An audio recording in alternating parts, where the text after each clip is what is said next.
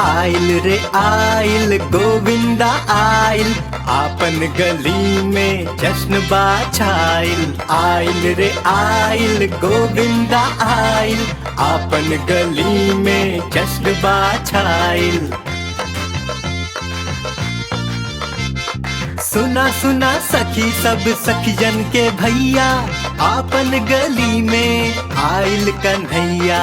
आइल रे आइल गोविंदा आइल।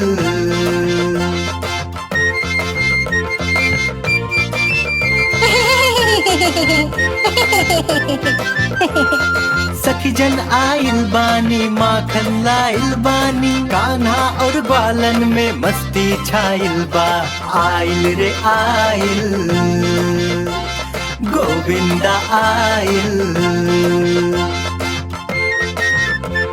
आइल रे आइल गोविंदा आइल।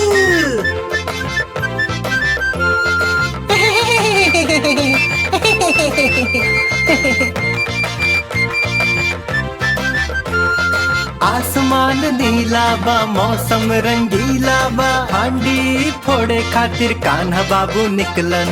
आइल रे आइल गोविंदा आइल।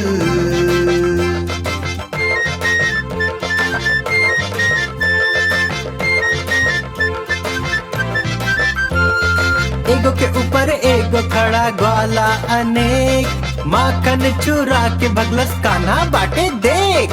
आइल रे आइल गोविंदा आइल।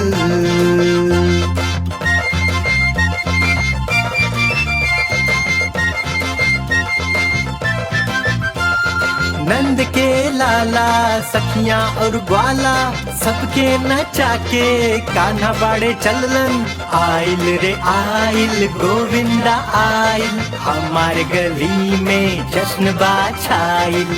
आइल रे आइल गोविंदा आइल, हमारे गली में जश्न बा छाइल।